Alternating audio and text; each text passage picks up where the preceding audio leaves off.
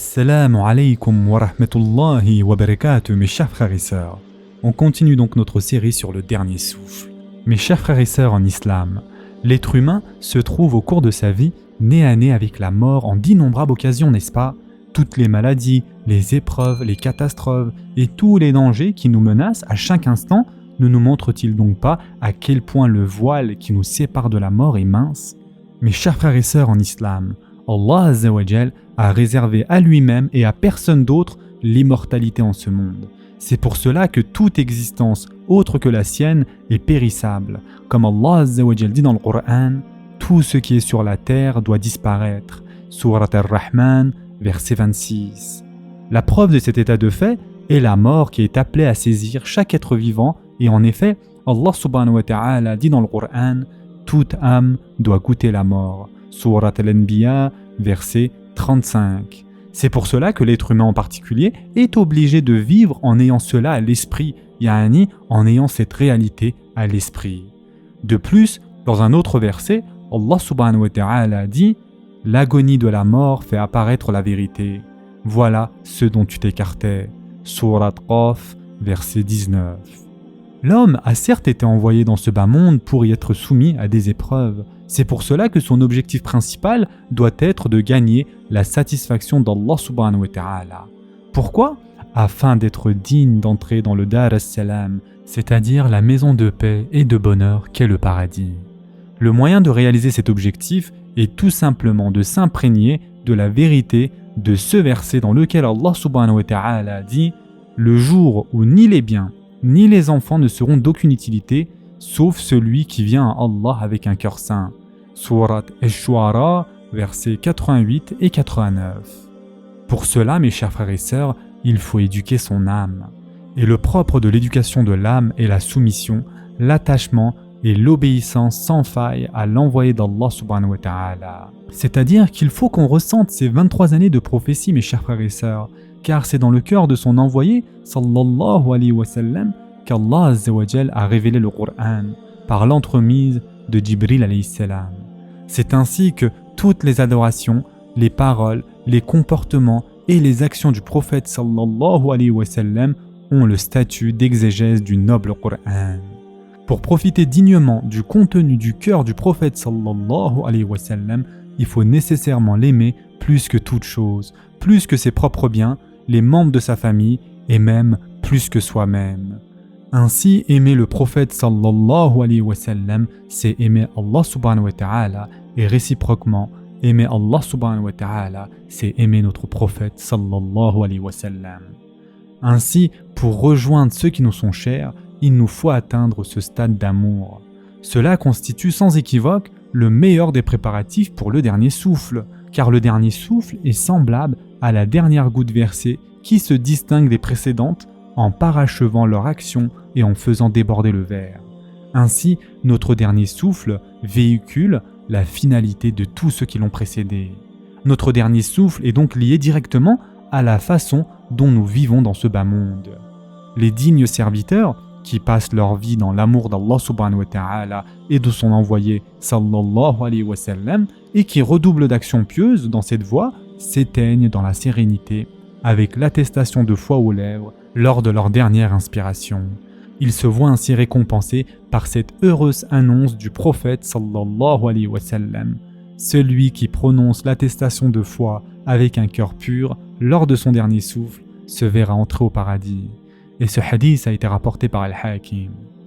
Ainsi, ceux qui vivent consciemment avec l'attestation de l'unicité divine s'en vont avec celle-ci dans leur dernier souffle pour retrouver leur Seigneur. Ceux-là ont en effet opportunément effacé de leur cœur toute idole et toute préoccupation matérielle et périssable avec le la de la shahada et ont rempli leur cœur uniquement avec l'amour d'Allah subhanahu wa ta'ala grâce au illa de cette même shahada. Mes chers frères et sœurs en islam, il nous faut bien avoir conscience que cet univers a été créé par une puissance supérieure qui a orné cette résidence périssable de 1001 joyaux. Rien en ce bas monde n'a été créé sans raison. La raison de vivre de l'homme ici-bas est de pouvoir acquérir le bonheur éternel. Et en effet, Allah Azza wa Jal nous explique cela dans le Coran. Ô les croyants, craignez Allah comme il doit être craint, et ne mourrez qu'en pleine soumission. Sourate El-Imran, verset 102.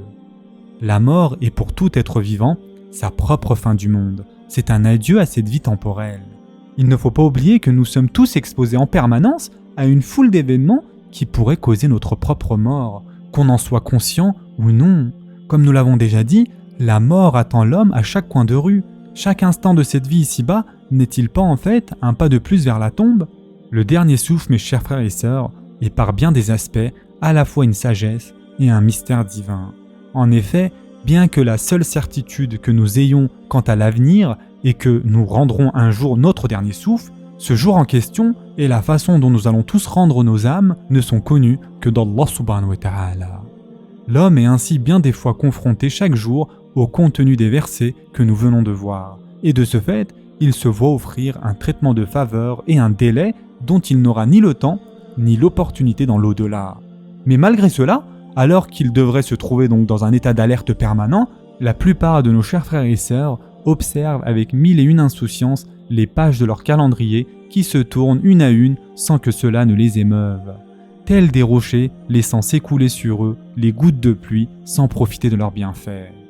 Si nous réfléchissons bien un instant, mes chers frères et sœurs, nous nous rendrons vite compte que nous ne faisons en fait que mourir un peu chaque jour qui passe, et ce, depuis le jour de notre naissance. Ainsi, nous nous dirigeons chaque jour vers la mort sans en avoir conscience.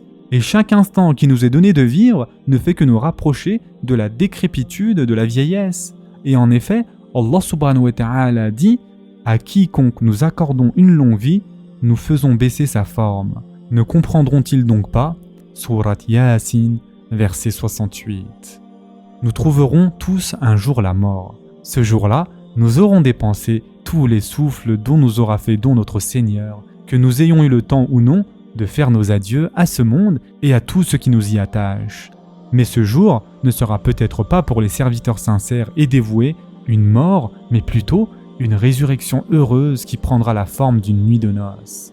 C'est pour cela qu'il nous faut tous comprendre le mystère que contient l'injonction « mourez avant de mourir ». L'être humain est tel que l'a décrit Ali radiallahu an, les hommes sommeillent, ils ne se réveillent qu'avec la mort. Il nous faut donc résister à nos désirs et à nos pulsions humaines et comprendre que la vraie vie ne se vit pas avec notre âme bestiale, mais avec l'esprit divin que nous a insufflé notre Seigneur. C'est pour cela que la plus terrible des morts est le fait de ne pas avoir conscience d'Allah Azza wa Jal et de perdre sa satisfaction. Le croyant doit donc comprendre comment il doit vivre et mourir et suivre l'éducation qui l'aidera de passer de la foi à l'excellence. Car hormis les prophètes, nul ne sait dans quel état de foi il mourra et sera ressuscité. Ainsi, même le prophète Youssouf alayhi salam implora ainsi son Seigneur et nous avons ce passage dans le Coran. « Ô mon Seigneur, tu m'as donné du pouvoir et m'as enseigné l'interprétation des rêves. C'est toi le créateur des cieux et de la terre. Tu es mon patron, ici-bas et dans l'au-delà. Et écoutez attentivement ici mes chers frères et sœurs, fais-moi mourir en parfaite soumission et fais-moi rejoindre les vertueux. » Sourate Youssouf, verset 101. On va s'arrêter ici pour aujourd'hui. En attendant, prenez soin de vous mes chers frères et sœurs et à très prochainement, Inch'Allah.